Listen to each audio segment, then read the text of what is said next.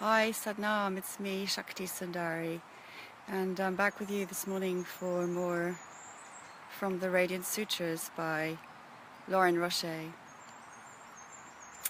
I really kind of wanted and didn't want to do this transmission this morning because I'm feeling super tender inside my heart and really not like wanting to face outwards, wanting to really go inwards within myself. So that's how I'm feeling, quite raw, achy and tender in my heart this morning. So it's a bit of a challenge for me to be doing this, and at the same time I've come to a really beautiful place that is sacred to me and special to me, and it feels like a really beautiful place to speak from.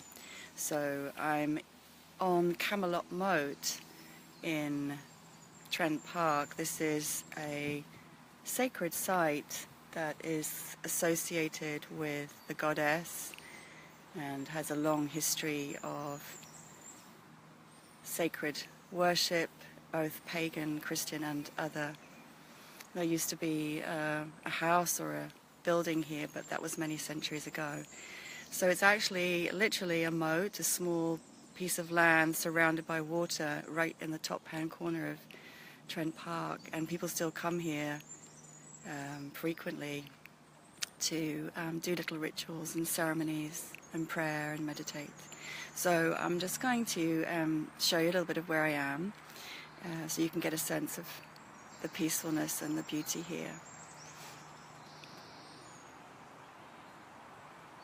Don't know if you can see, but right over there on a log somebody's obviously done a ceremony. There's flower, rose petals and a star and flowers. And all around the beautiful ferns, so what you can't see behind the ferns is the actual moat. That's where the water is, although it's quite green at the moment. And unfortunately there is also car noise because there is a road right behind where I am. But it's also very beautiful in the way that the sunlight is just streaming through the canopy of the leaves, the trees here, and I'm sitting on a log. So we're on Yukti verse 8 today. No, not 8, 18 actually, sorry. Yukti verse 18 from the Radiance Sutras. I'm going to have to put my glasses on to read this. The font of the Sanskrit is so small I can't make it out without my glasses. So this is Yukti verse 18 from the Radiant Sutras by Lauren Roche.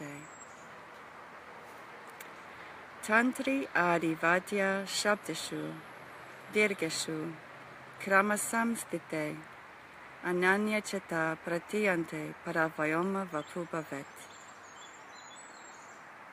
I'll just read that again.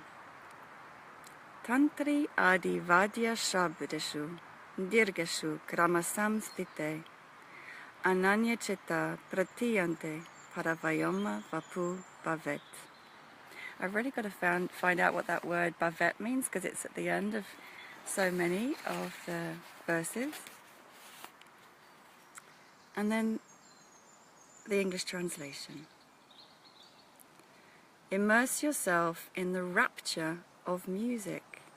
You know what you love. Go there. Tend to each note, each chord, rising up from silence and dissolving again. Vibrating strings draw us into the spacious resonance of the heart. The body becomes light as the sky, and you one with the great musician, who is even now singing us into existence.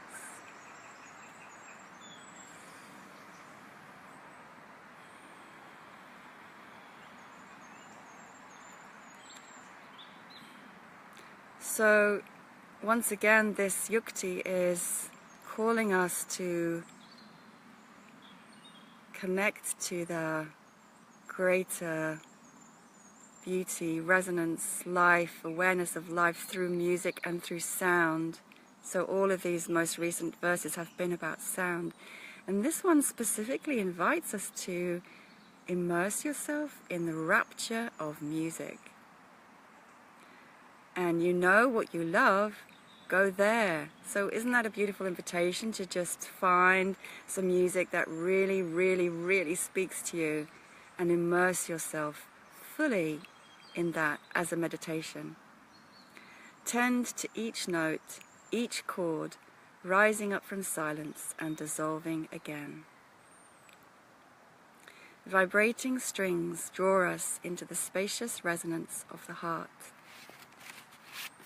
This reminds me of when I was doing my training many years ago to become a Nia dance teacher. We learned many things, and one of the things that we learned was really how to listen to music deeply and then how to annotate the music to create choreography from it. So we learned this practice where we would listen to a piece of music, we would play it over and over again until we could identify every single instrument that was playing, so that we could note that down, like when each instrument began and stopped on a piece of music, where the vocals came in and went out, when the chorus started and ended.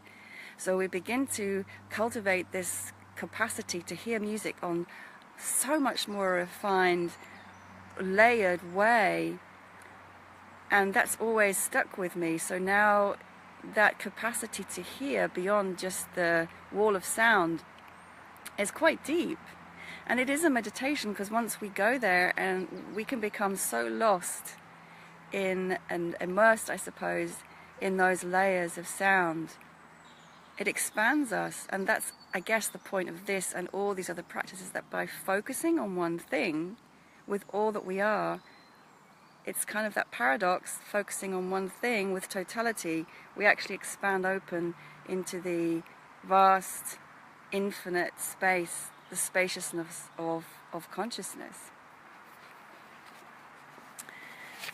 And yeah, the concluding part of this verse, the body becomes light as the sky, and you one with the great musician, who is even now singing us into existence. So great, what a wonderful invitation for the day. Go and find some music that you love, immerse yourself fully in every single sound, every nuance. Let yourself listen with your whole your whole being, not just your ears. Make your whole body into a pair of ears, if that makes sense, and see what happens. Thank you for being with me this morning. I send out lots of love and blessings, particularly to those. I was struck today by some news I heard about something that's going on in London, and it's really touched me. So anybody who's affected by that, so much love to you, and just love to everyone from my heart to yours. Sat Nam, and join me again tomorrow for the next Yukti verse. Sat Nam.